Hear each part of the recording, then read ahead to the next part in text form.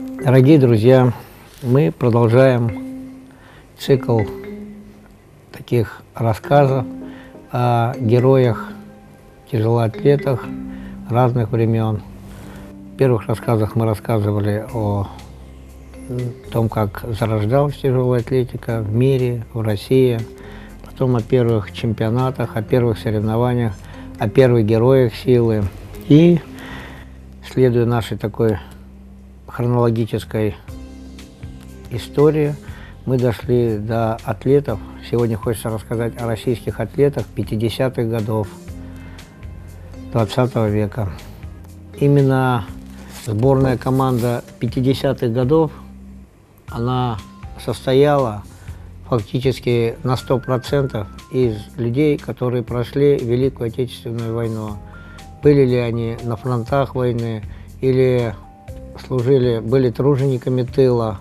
Каждый из них, вольно или невольно, коснулся именно этих тяжелых испытаний, которые они все с честью выдержали, и, оставшись живыми, уже прославляли свою страну, которую до этого защищали на фронтах войны и в тылу, уже далее прославляли ее на спортивных баталиях. К таким атлетам относились у нас, хочется особо сказать, первый участник Олимпийских игр – это Иван Удодов. Это первый советский спортсмен, который завоевал золотую олимпийскую медаль по тяжелой атлетике в весовой категории 56 килограммов. Но официально первая золотая олимпийская медаль среди советских спортсменов считается, что ее завоевала Нина Пономарева, метательница диска. Считается первой официальной олимпийской медалью.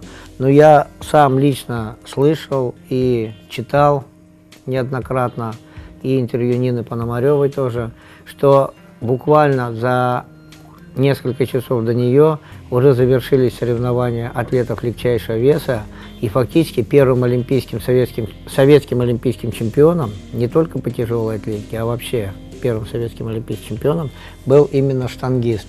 И это был Иван Удодов. Спортсмен из Ростова-на-Дону. И самое интересное в его биографии то, что когда он во время войны попал в немецкий концлагерь и прошел все ужасы немецких концлагерей, когда освободили концлагерь и солдаты вынесли его на руках, полностью уже фактически расставшегося с жизнью, он весил всего 29 килограммов. И вот этот фактически живой скелет сумел выжить и впоследствии заняться спортом и стал олимпийским чемпионом именно в 1952 году в Хельсинки, где советская сборная дебютировала на олимпийских играх не только как в тяжелой атлетике, но и вообще во всех видах спорта. Это была первая олимпиада, в которой принимали участие советские атлеты.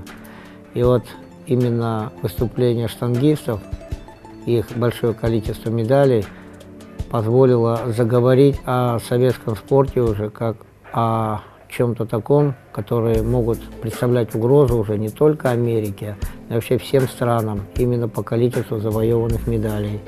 И тяжелая атлетика может гордиться, особенно русские атлеты, русские любители тяжелой атлетики российские могут гордиться, что первая олимпийская медаль была завоевана именно штангистом Иваном Удодовым в отчаянной борьбе с двумя, там были египтяне, иранцы, и он в упорнейшей борьбе, установив олимпийский рекорд, завоевал золотую медаль. Замерли вокруг люди, светятся экраны телек.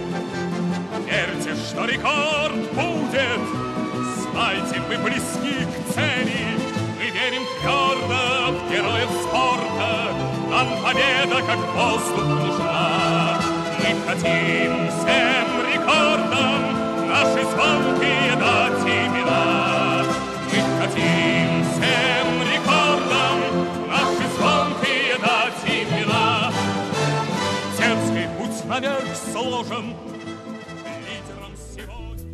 И его почин сразу же поддержали. Это представитель Грузии тбилисец Рафаэль Чемишкян. И в одной с ним категории, весовой категории 60 килограммов, выступал Николай Саксонов. Человек, который начинал заниматься в Свердловске. Далее выступал в Сталинграде и уже максимальных своих результатов добился в Москве. Николай Саксонов, о котором мы говорили, также прошел всю войну. Кисти рук его были перебиты пулеметной очередью.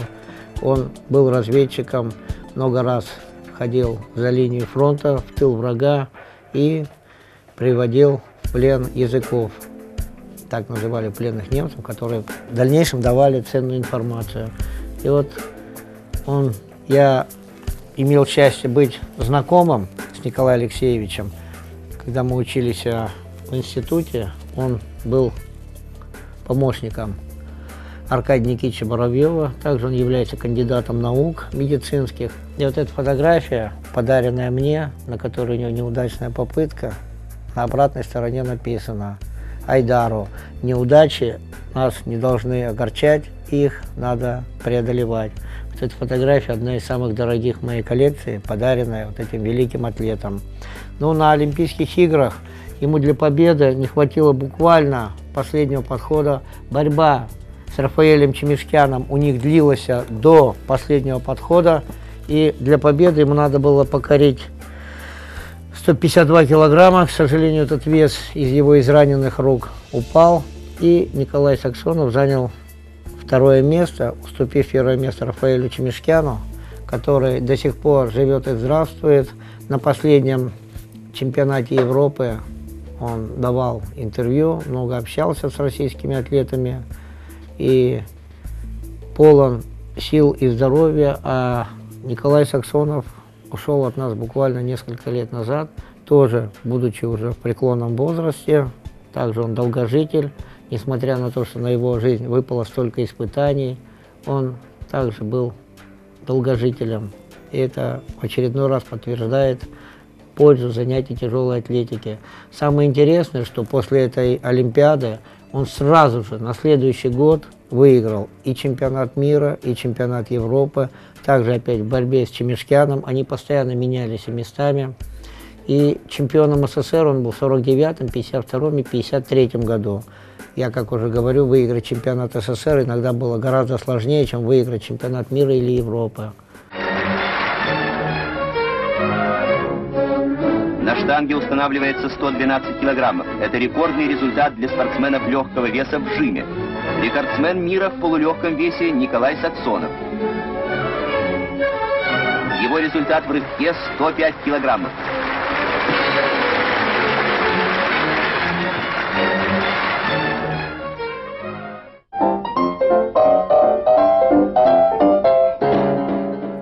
Также про него хочется сказать, что Николай Алексеевич Саксонов в соревнованиях, это можно также назвать, наверное, уникальным мировым рекордом. Именно на официальных соревнованиях он принимал участие более 40 лет.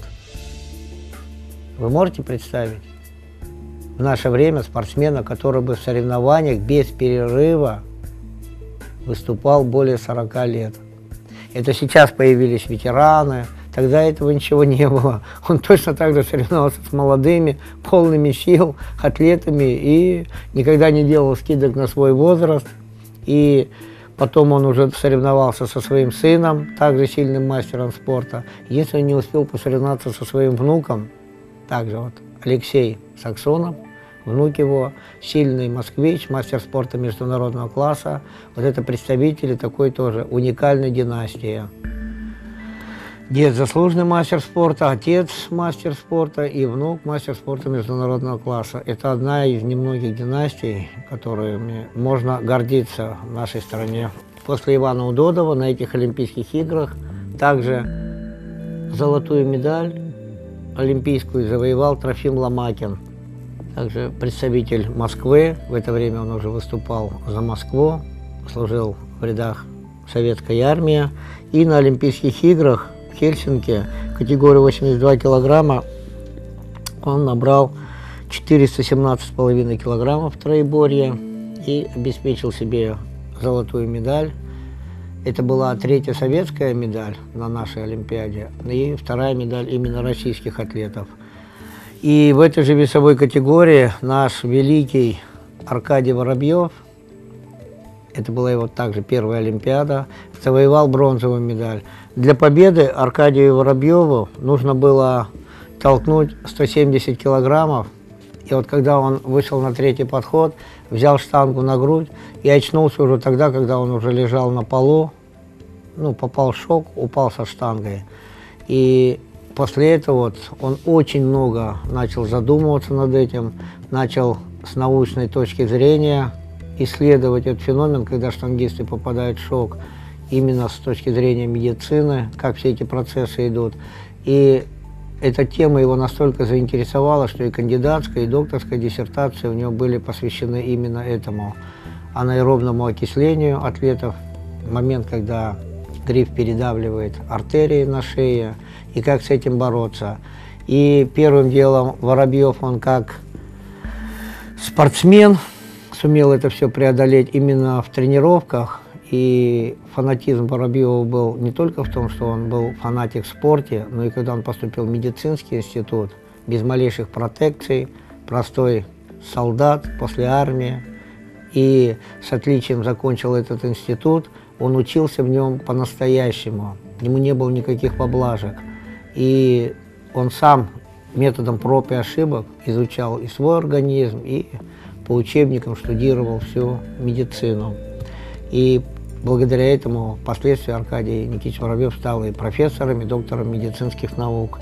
Но именно вот это его потеря золотой медали на Олимпийских играх, когда он стал только бронзовым призером, в процессе всех тренировок он уже выработал эту методику, как бороться с этим, как задерживать дыхание, именно когда уже штанга лежит на груди.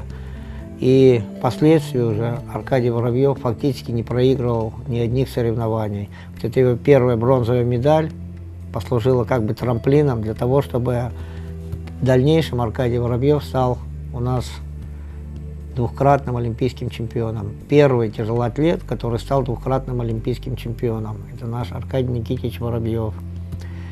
И также хочется сказать, что Трофим Ломакин выиграл все соревнования за счет только своего сверхталанта. К толчку готовится Ломакин. Вес штанги 170 килограммов. Это более 10 пудов. Ветеран тяжелой атлетики Ломакин вновь добивается успеха. Вес взят.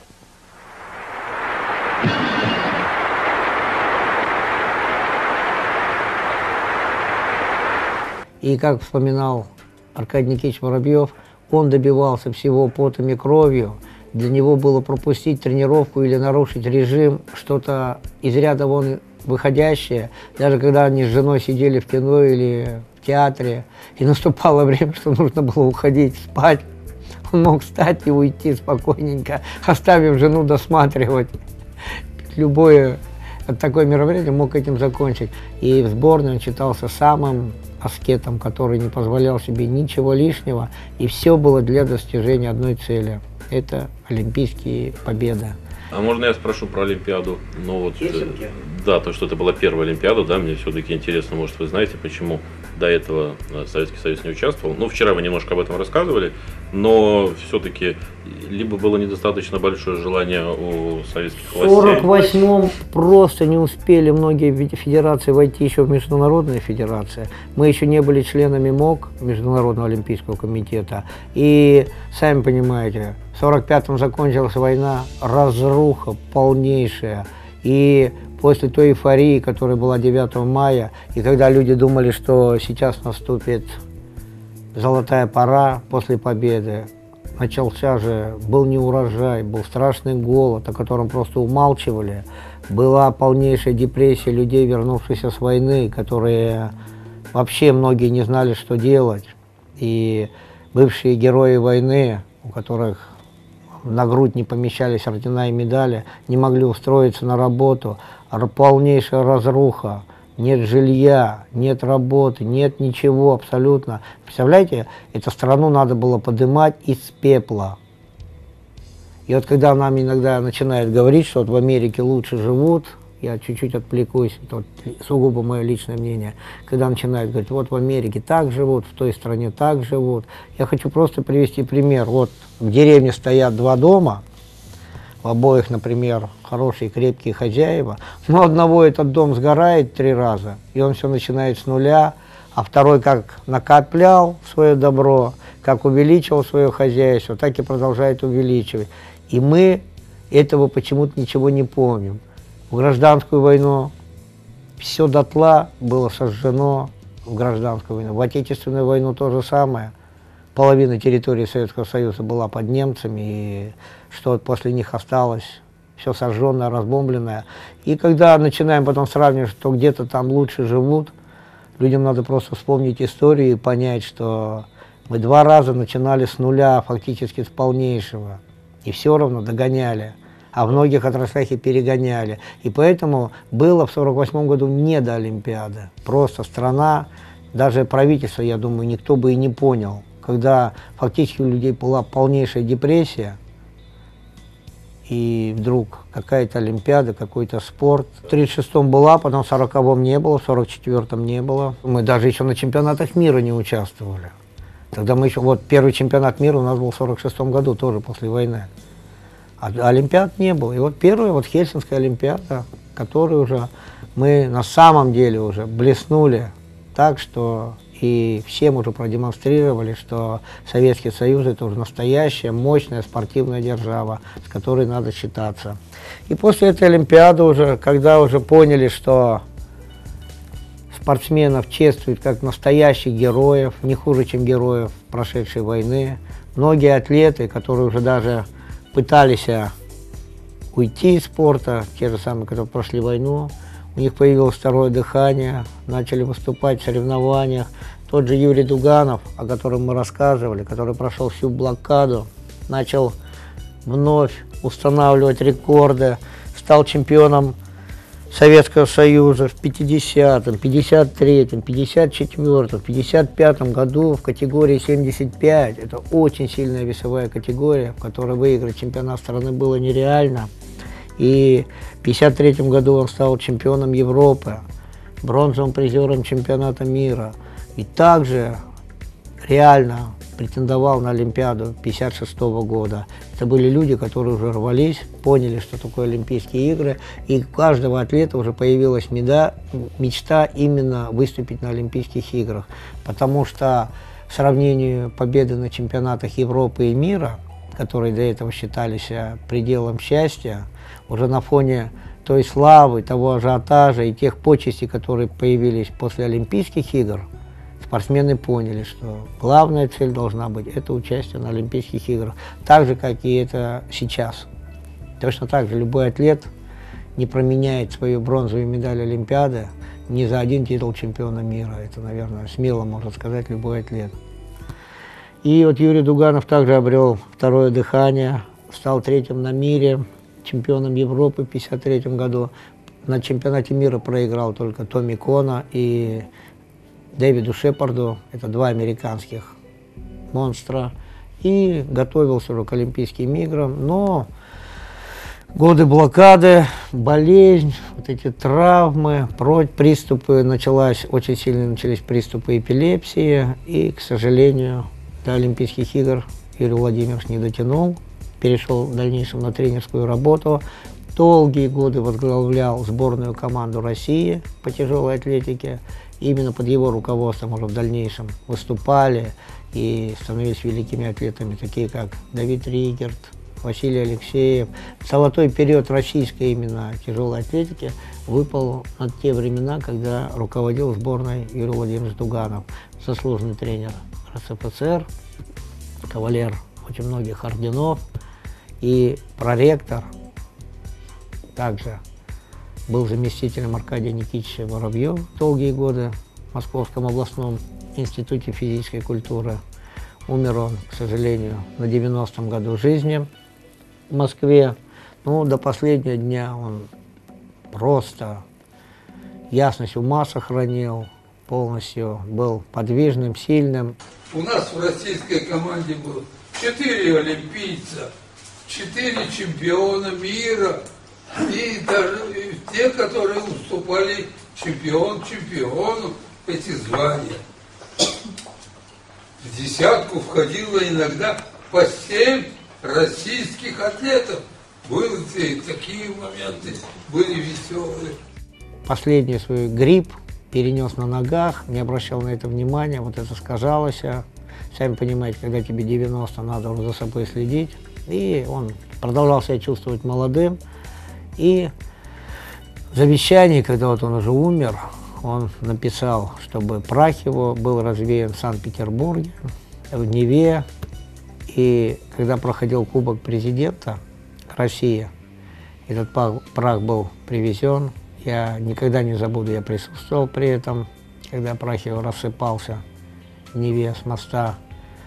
И вот его были последние слова: «Я хочу быть в Петрограде везде, не в одном месте, а чтобы прах мой вот по реке рассыпали, чтобы каждая моя частичка была по всему Петрограду», который он очень любил. И вот такое было последнее желание этого уникального, великого атлета, который установил также 13 мировых рекордов. Можно вопрос задам по технике выполнения упражнений? Я просто посмотрел, что вот Дуганов делал рывок в сет. Очень интересный вопрос. В основном в те времена все 90% атлетов выполняли способом ножницы. Это фактически то же самое, как вот на этой фотографии он берет на грудь. Видите, передняя нога, да, не, вот при взятии на грудь именно, вот видите, передняя нога вперед, задняя назад, и точно так же все выполняли рывок. И там очень в техническом исполнении оно, во-первых, очень сложно, во-вторых, часто касались уже задним коленом помоста, потому что приходилось распластываться по всему помосту в виде птицы. Само движение, конечно, было красивое и эстетически смотрелось очень красиво, но оно было очень неэкономное. А вот именно один из пионеров низкого седа, это вот наш Юрий Владимирович Дуганов, и он именно все свои мировые рекорды устанавливал в рывке за счет того, что техника у него была просто идеальная. Это даже видно и сейчас, а в те времена это была просто техника, доведенная по тем временам до совершенства. И вот первые они были, он, Георгий Попов, это были первые, кто начали именно рывок способом низкий сед. Ну, как бы там ни было, наши первые олимпийские чемпионы фактически все выполняли рывок способом ножницы. Также вот после Дуганова мы рассказывали о человеке, также прожившем, перенесшем полностью блокаду Ленинграда. Вывезен он был фактически уже живым трупом, этот мальчик, Дима Иванов.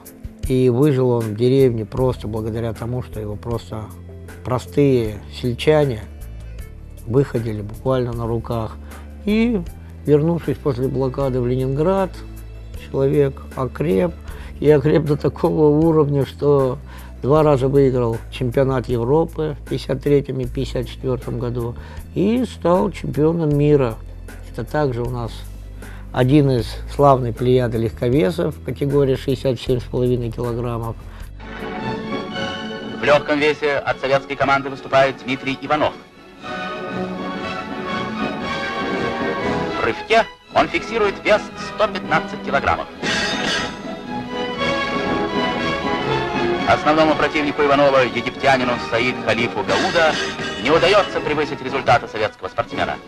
Дмитрий Иванов – чемпион мира. Команда Советского Союза уверенно лидирует в первенстве. И так же, как и Юрий Дуганов, рвался на Олимпийские игры, но Юрий Дуганов не дошел до Олимпиады 1956 года в связи с болезнью уже и более преклонным возрастом, а Дмитрий Иванов уже началась такая конкуренция среди советских атлетов, и именно в этой категории уже на Олимпийские игры 1956 года поехал не он, а поехал представитель Украины. Но тогда никто не считал, Украина, Белоруссия, Грузия, Армения, все были советские. Тогда этого никто не считал. Это мы уже сейчас, возвращаясь везде, во всех справочниках уточняем СССР, Грузия, например, СССР, Армения, СССР, Украина. И вот также именно в 1956 году россиянина обошел украинец Игорь Рыбак. И он в 1956 году на Олимпийских играх в легком весе стал чемпионом. И у меня еще есть вопрос. А это случайно не тот Дмитрий Иванов, который журналистом потом работал? Да, вот он. И который участвовал в травле пауэрлифтинга? Да, и не только в пауэрлифтинге, он и против культуризма был, и атлетизма. Дмитрий Иванов после того, как ушел из спорта, буквально сразу стал корреспондентом советского спорта. Это была самая крупная газета, даже ни в какое сравнение не идет даже с политическими газетами, такими как «Правда» и «Труд».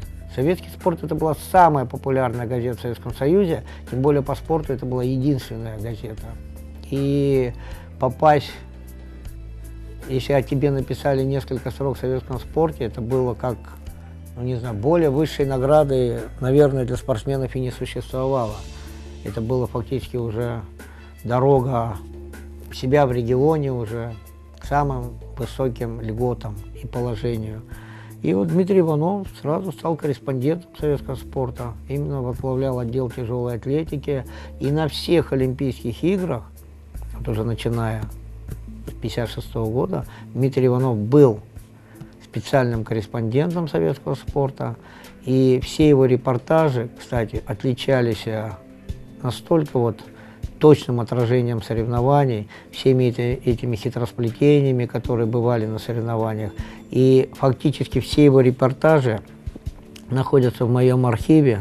Он также автор нескольких книг по тяжелой атлетике, которые мы в дальнейшем тоже покажем, уже все эти, нашу библиотеку покажем. Именно вот он автор книг. У него есть отдельная книга о Василии Алексееве и такие фундаментальные, я могу сказать, книги по истории тяжелой атлетики, где он описывал все Олимпийские игры, все чемпионаты мира, Европы.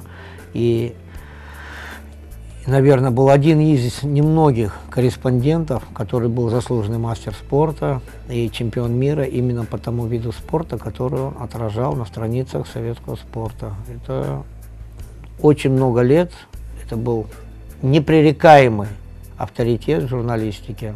Может, пару слов про то, что он культуризмом боролся? А тогда же просто это не только от него зависело. Это была политика партии. Были статьи у Медведева, они у меня есть, прямо заголовок. Атлетизм да, культуризм нет. И прямо были перечеркнуты эти красавцы, Шварценеггеры и прочие. И на их фоне стояли уже наши красивые богатыри, атлеты. Пусть не такие рельефные, но которые зато держали штанги.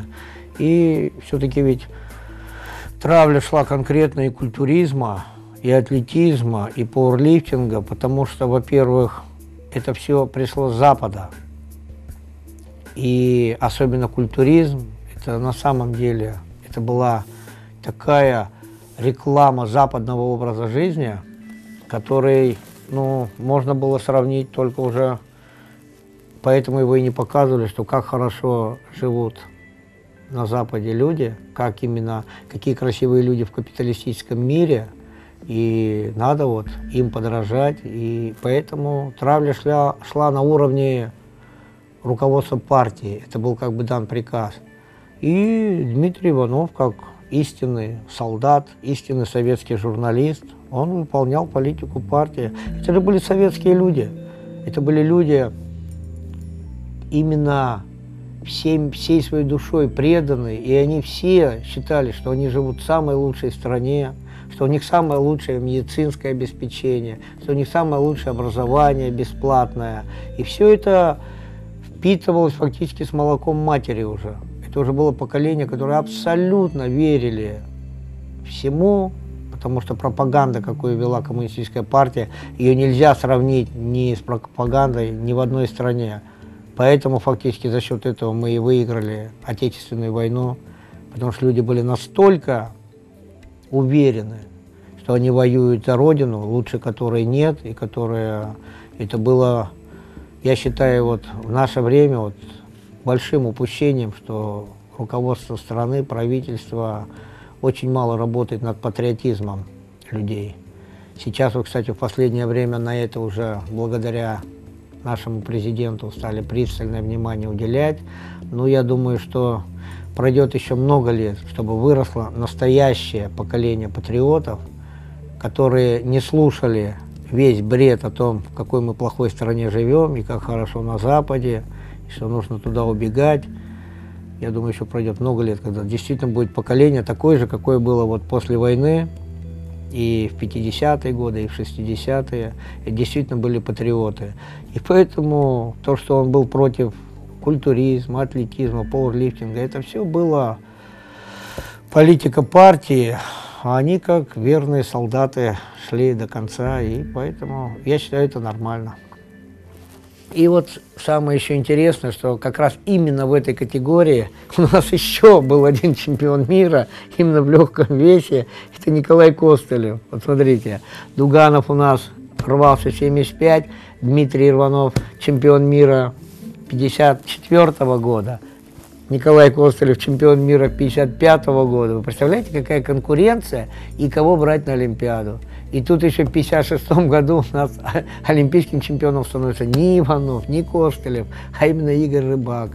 Представляете, какая конкуренция была в советской тяжелой атлетике? И насколько сейчас, после распада СССР, проще попасть на Олимпийские игры. Представляете, вот возьмем сегодня СССР, и отдельно выступают 15 стран на Олимпиаде. Каждый чемпион своей бывшей республики. А во времена СССР надо было стать чемпионом своей республики, потом стать чемпионом страны, что было фактически равнозначно, что ты уже чемпион мира. И вот в такой конкуренции попадать на чемпионаты мира, на Олимпийские игры.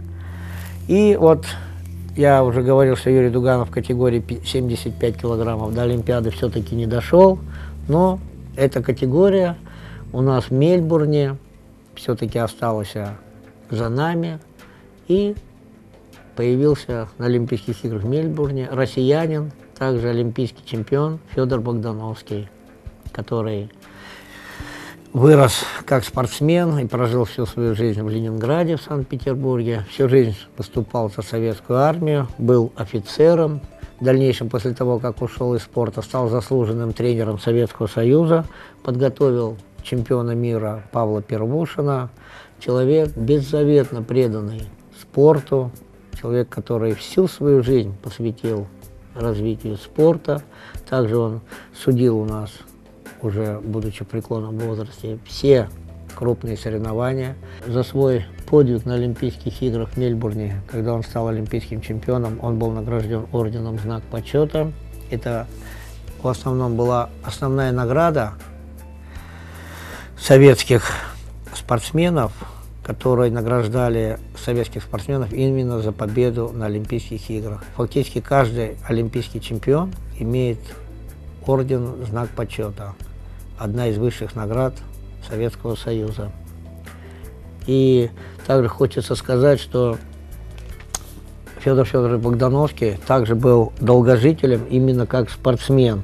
И выступал в категориях 75 и 82 килограмма. На его счету 10 рекордов мира, хотя он выступал именно в тех категориях и именно в то время, когда блистал на помосте Томми Кона. На 5 чемпионатах мира он уступал именно Томми Кона. И уже многие говорили, что с Томми Коном Богдановский бороться не может. Постоянно, мол, ему проигрывает. Хотя, вот видите, здесь написано чемпион Европы, 54-й, 55-й, 58-й, 59-й год. Это чемпионаты Европы, которые Богдановский выигрывал, просто не напрягаясь, так как там не было Томми Кона. А на чемпионатах мира он вечно вторым был. Но вот в Мельбурне именно Федор Федорович Богдановский принес советской и российской команде золотую олимпийскую медаль. Недавно, буквально так же, Федор Федорович ушел из жизни. Последний раз мы с ним виделись на спартакиаде среди молодежи в Санкт-Петербурге. Это в 2011 году. Он пришел уже после инсульта, очень плохо двигался, Но, несмотря на это, уговорил жену, чтобы она ему помогла прийти на эти соревнования. Фактически вот это его и было прощание с тяжелой атлетикой. После этого вот он уже ушел из жизни. Великий, уникальный спортсмен, прекрасный тренер. И я считаю, что память о таком спортсмене, как Федор Федорович Богдановский, в российской тяжелой атлетике она останется до тех пор, пока будет существовать тяжелая атлетика. И вот после уже этих Олимпийских игр, кстати, на этих Олимпийских играх, наконец-то, после своей неудачи, относительной неудачи в Хельсинки, где Аркадий Воробьев, наш великий Аркадий Никитич, стал бронзовым призером, в Хельсинки он уже не оставил никому никаких шансов. Вот, кстати, о технике рывка я только что говорил. Аркадий Никитич до последнего все свои мировые рекорды в рывке устанавливал именно способом ножницы. Видите, какая сложная техника. Малейшее касание коленом помоста, уже вес не засчитывался. Они буквально, вот видите, как птицы разбрасывались на помосте. И вот любимое упражнение у Аркадия Никитича было рывок. В нем он установил очень много мировых рекордов. И именно вот вместе с Федором Богдановским в Мельбурне в 1956 году он также принес России золотую медаль. Это была первая золотая медаль и вторая олимпийская медаль Аркадия Воробьева. И любой бы на его месте уже в те времена считал бы, что всего, чего можно достичь, он достиг. Но не таким был наш Аркадий Никитич Воробьев, человек, который всегда ставил перед собой самые максимальные цели. И когда он себе поставил цель все-таки стать двукратным олимпийским чемпионом, после Олимпиады в Мельбурне фактически на следующий день начал подготовку уже к следующему 4-летию, к Олимпийским играм в Риме в 60-м году. Ну и вот в этот промежуток времени, как раз между Мельбурном и Римом, у нас появились такие атлеты, которые мы все надеялись, что в 60-м году смогут все-таки уже бороться с американскими тяжеловесами. И видите, сколько бы мы ни говорили про первую Олимпиаду в Хельсинки, про вторую Олимпиаду в Мельбурне, когда доходим до тяжеловесов, там советские атлеты не выступали. И вот именно после Олимпиады у нас стал чемпионом Европы в 1957 году Евгений Новиков, также участник войны, бывший подводник, участвовал, и вес у него уже был 121 килограмм максимально. Все надеялись, что к Олимпийским играм 60-го года он также еще увеличит собственный вес и дойдет до уровня хотя бы американских атлетов и составит им достойную конкуренцию. Даже стоит говорить о том, что на его счету было 24 рекорда Советского Союза. Вот такой тоже был уникальный тяжеловес. Но именно в этот момент, в 1957 году, после того, как Евгений Новиков выиграл чемпионат Европы, раскрылся талант Алексея Медведева. Это на Олимпийские игры в Мельбурн его возили запасным, и он просто с восторгом смотрел, как там Пауль Андерсон выиграл с результатом 500 килограммов в сумме троеборья. Для него казалось, что это что-то нереальное. Хотя у Андерсона официальный мировой рекорд был 512 килограммов. Это были последние выступления Андерсона, после этого он ушел в профессионалы. А вы все знаете, что в те времена профессионалам не разрешалось выступать на Олимпийских играх, и поэтому Андерсона уже списали со счетов, и все думали, что наконец-то у нас появится тяжеловес. И это случилось в 1957 году на чемпионате мира в Тегеране. Первый советский атлет, это Алексей Медведев, стал чемпионом мира. Набрал сумму 500 килограммов. В столице Ирана Тегеране было разыграно первенство мира по тяжелой атлетике. Победу оспаривали штангисты многих стран мира. Это советский атлет Алексей Медведев. В сумме классического троеборья он набрал 500 килограммов. Звание чемпиона мира в тяжелом весе завоевал Медведев. На втором месте аргентинец Сальветти. После этого он повторил свой успех через год. В 1958 году также стал чемпионом мира. Слава его была просто не первый тяжеловес. И до этого, когда американцы писали, что самые сильные люди мира живут в Америке, и до этого был Джон Дэвис, и Пауль Андерсон, и всегда тяжеловесы были американцы. И они это превозносили как именно плод американского образа жизни, что самые сильные люди живут в их стране. И вдруг вот эту череду ихних чемпионов на 2 года прервал Алексей Медведев, и все пророчили ему уже 100% золотую олимпийскую медаль в Риме. Оставалось чуть больше года. Выступая в Америке на матче СССР-США, где проводили матчевые встречи, в каждой категории выступало по одному атлету, Алексей Медведев во всех этих матчевых встречах победил американских тяжеловесов, довел свою сумму до 507 килограммов троеборья. Над ним было полностью фактически безоблачное небо, и золотая олимпийская медаль, уже многие говорили, у него в кармане. И тут, как говорят, из ниоткуда появился вот этот богатырь, Юрий Власов, никому неизвестный атлет, не торопясь, идя на всех чемпионатах страны, не торопясь, за Алексеем Медведевым, подкрался и уже в 1959 году выиграл чемпионат мира. И выиграл, это было такой неожиданностью для всех абсолютно. И если бы знали люди, что после этого он выиграет и Олимпийские игры 60-го года, и будет чемпионом мира 61-го года, и чемпионом мира 62-го года, и чемпионом мира 63-го года, тогда бы, если кто-нибудь это сказал, никто бы в это не поверил. Настолько был силен авторитет Алексея Медведева.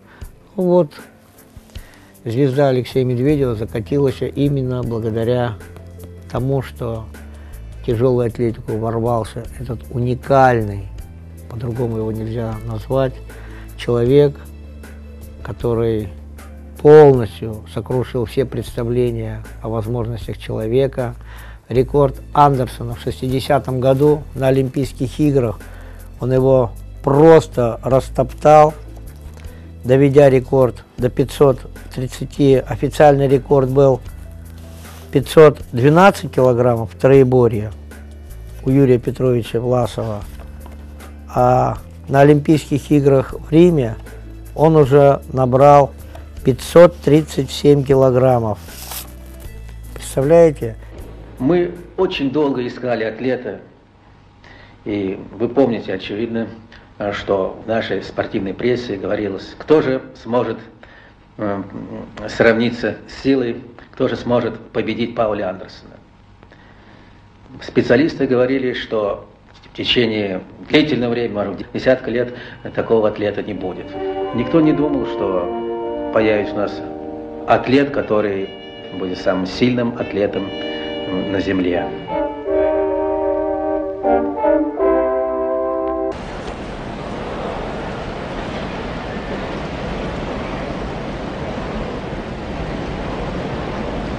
С изяществом звезды Юрий Власов обращается со снарядом. Все делает четко и элегантно. В сумме он поднимает вес, который не удавалось поднять до него ни одному смертному.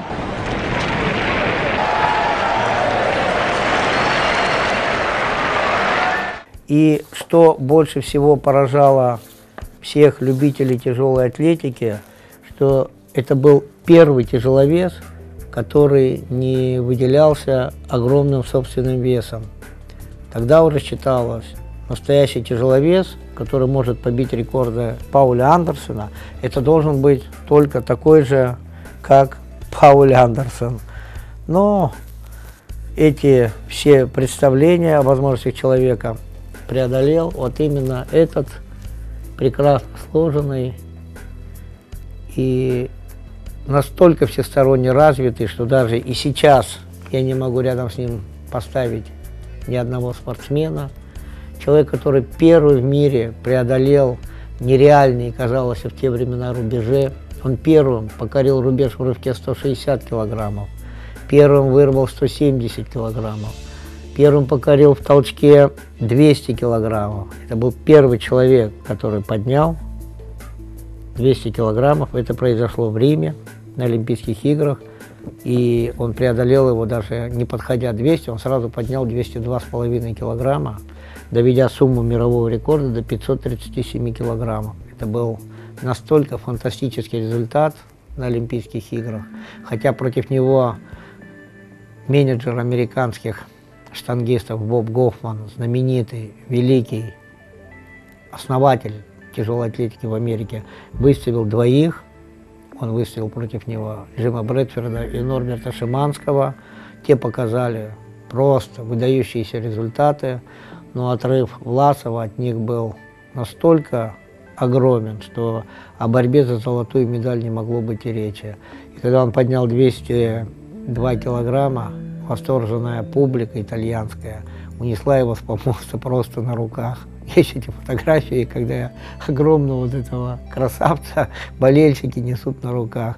Настолько люди были восхищены результатом, который он показал на Олимпийских играх. Также он первый, после того, как поднял 200 килограммов, представляете, магический рубеж. Человек никогда не поднимал 200 килограммов, дальше он поднял и 210 килограммов первый. Первый в жиме покорил 190 килограммов, до него также никто их не жал. И такие нереальные рубежи, как в сумме троеборья 520, 530, 540, 550, 570, 580 килограммов, все эти магические рубежи прошел один человек. Вы можете представить, что такое установить один мировой рекорд, прибавить на 2,5 килограмма. И вот как вспоминал сам Юрий Петрович, до него вот и до Андерсона к сумме 500 килограммов шли десятилетия.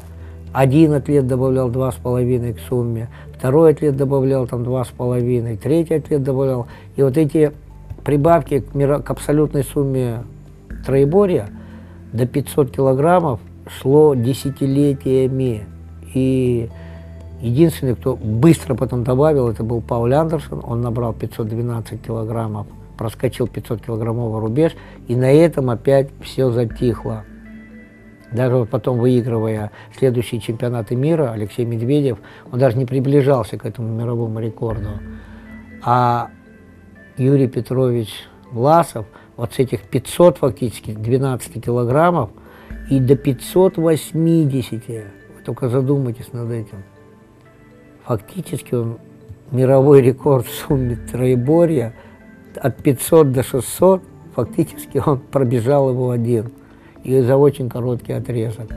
Поэтому его можно смело назвать одними из самых великих атлетов 20 века.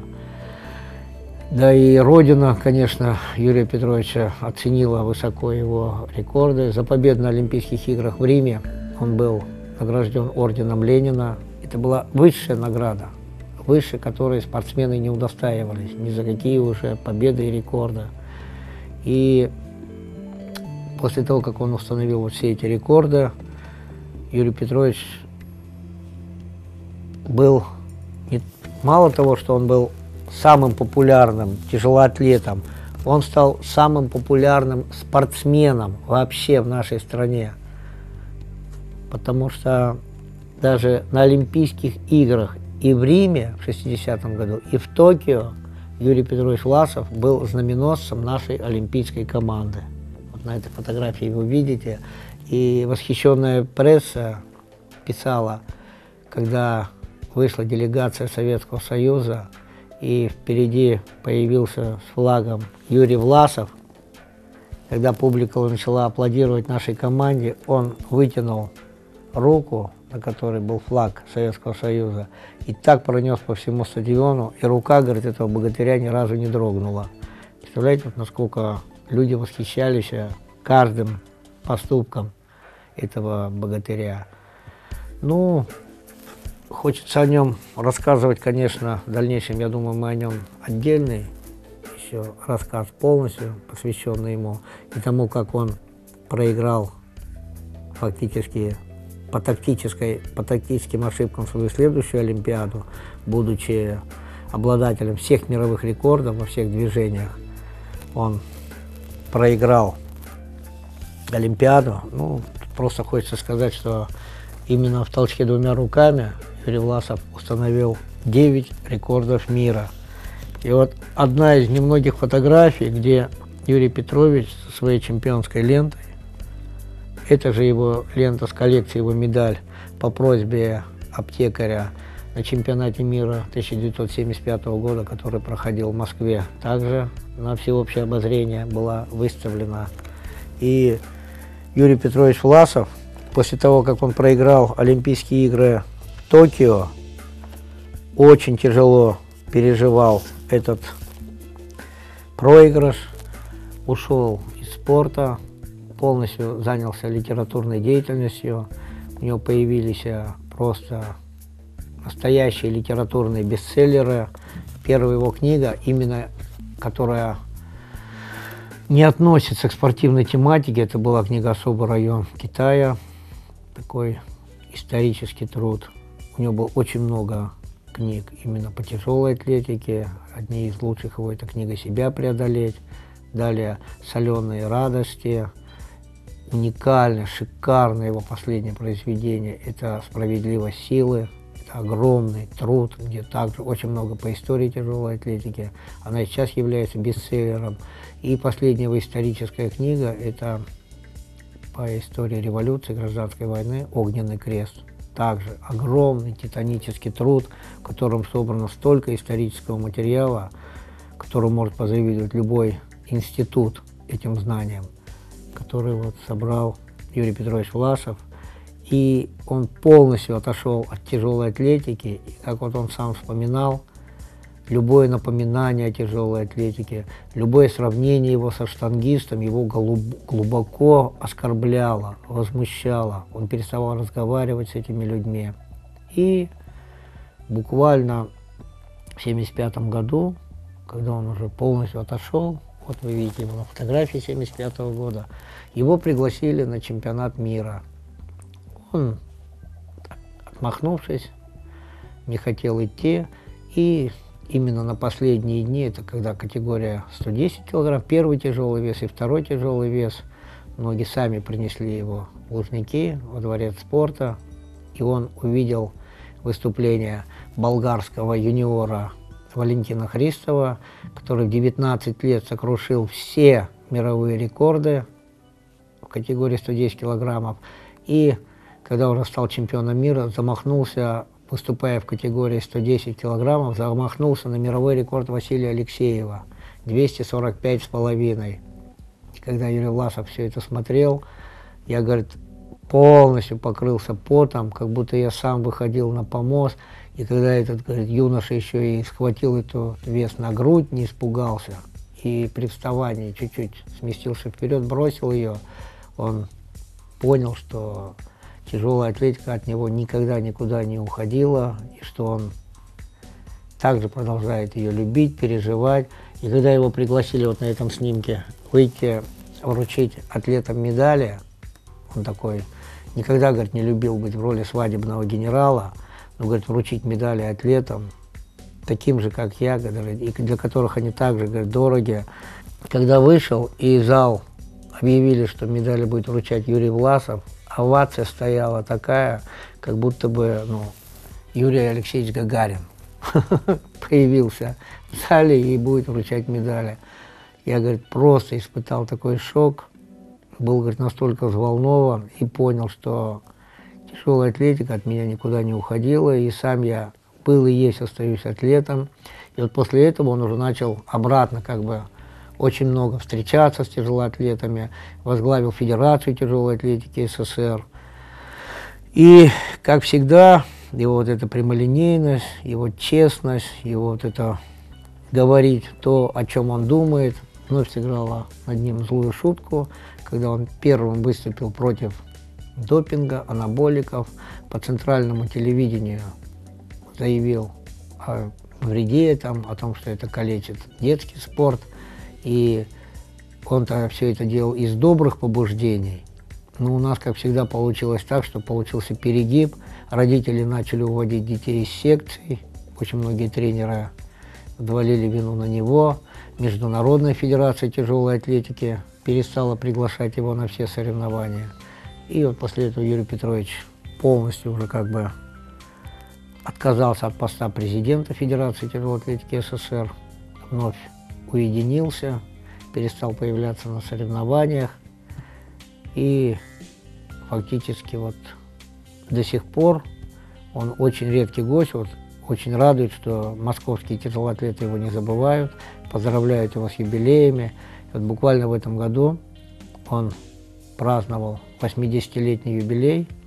Также пришел со своей супругой, бодрый, подтянутый, красивый, полный сил, и выступил, рассказывал, как он с любовью смотрит на тяжелоатлетов. Я хочу, чтобы вы немножко не знали о прошлом. Вот это соревнование, которое вы сейчас проводите, впервые я участвовал в 1956 году и установил тогда первый всесоюзный рекорд. Это очень было давно. А потом пошли сразу 57-й, 59-й день чемпионат мира первый выиграл. Нам туда очень все время американцы не давали выступать. И судьи подкупали. И ребята были, они здоровее были, они лучше жили, богаче жили, и крепкие, здоровые приезжали. И нам приходилось туго с ними. Но с года с 59-го, 60-го мы американцев отбросили с первого места.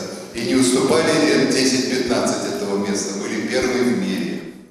И, конечно, очень жалко, что такого атлета, который, можно сказать, целая эпоха тяжелой атлетики, не только российской, советской, но и мировой, очень редко приглашается на крупные соревнования. Ну, мы чуть-чуть отступили, говоря только о Юрии Власове. Именно Олимпийские игры 60-го года в Риме, они, я считаю, были одними из самых удачных именно для российских тяжелоатлетов. На этих Олимпийских играх олимпийским чемпионом стал Евгений Минаев в категории до 60 килограммов. В упорной борьбе с американцем Исааком Бергером, также олимпийским чемпионом, он ему не оставил никаких шансов и стал чемпионом мира. Также он повторил свой титул чемпиона мира в 1962 году, был чемпионом Европы 58, 60, 61, 62 год и многократным чемпионом Советского Союза. А он, можно сказать, один из самых великих полулегковесов нашей страны, который вот первым в Риме завоевал золотую медаль. За ним этот почин поддержал Виктор Бушуев в легком весе, наша категория. Ну а вторым героем, которым в Риме все называли уже, вообще герой Олимпиады, был это Юрий Власов по всем видам спорта. А в тяжелой атлетике это был еще и победитель непобедимого гавайца, американца, это Томми Кона, вот он стоит на второй ступени пьедестала почета, наш казанский богатырь, россиянин Александр Курынов. Никто не думал, что Томми Кона проиграет свою третью Олимпиаду. Томми Кона был олимпийским чемпионом 1952 года, олимпийским чемпионом 1956 года и страстно мечтал стать первым тяжелоатлетом, трехкратным олимпийским чемпионом. И к этому были все предпосылки. Фактически все мировые рекорды принадлежали ему. Но именно на Олимпийских играх Александр Курынов, толкнув 170,5 килограмма, сумел обойти непобедимого Томми Кона. И это титул настолько прославил Александра Курынова, что он является одним из самых, считается, знаменитых наших советских атлетов. И когда в конце 20 века во всех регионах, во всех странах называли лучших спортсменов каждой там республики, страны, именно Татарстан назвал Александра Курынова лучшим спортсменом 20 века Татарстана. Вы представляете, насколько справедливо, насколько честно, несмотря на нации, там, на все, вот Республика Татарстан лишний раз показала, как надо выбирать спортсменов. И вот именно Александр Курынов был признан лучшим спортсменом Татарстана 20 века. Это титул, который я считаю не менее сильный, чем титул олимпийского чемпиона. К этим олимпийским чемпионам в Риме мы еще добавим и вторую золотую медаль Аркадия Никитича Воробьева. Это стал первый советский тяжелоатлет, который стал двукратным олимпийским чемпионом. К сожалению, у нас их очень немного. К ним можно добавить еще только Василия Ивановича Алексеева. Двукратных у нас очень мало. И вот первым стал это Аркадий Никитич Воробьев. 52-й год у него была бронза, 56-й золото. И вот в 60-м, уже будучи взрослым, отцом семейства, он завоевал свою вторую олимпийскую золотую медаль, что было как бы настоящим венцом его великой спортивной карьеры. И я хочу сказать, что вот подвиг вот этой Олимпиады, где вот Минаев, Бушуев, Воробьев, Курынов и Власов, 5 россиян стали олимпийскими чемпионами на одной Олимпиаде. Ну, сравнить только можно Олимпийские игры, это 1976 года, где олимпийскими чемпионами стали Александр Воронин, Николай Колесников, Давид Ригерт, Василий Алексеев. Но вот этого, 60-й год, это был самый звездный пик, самая большая победа российских тяжелоатлетов. Именно 5 россиян стали олимпийскими чемпионами. На этом рассказ о спортсменах 50-х годов мы завершим. В следующем рассказе мы уже расскажем об Олимпийских играх в Токио, где была дуэль, о которой не перестают писать, разговаривать, организовывать передачи. Это дуэль между Юрием Власом и Леонидом Жаботинским про Олимпийские игры Мехико. Это как раз вот о героях 60-х годов. До свидания, до новых встреч.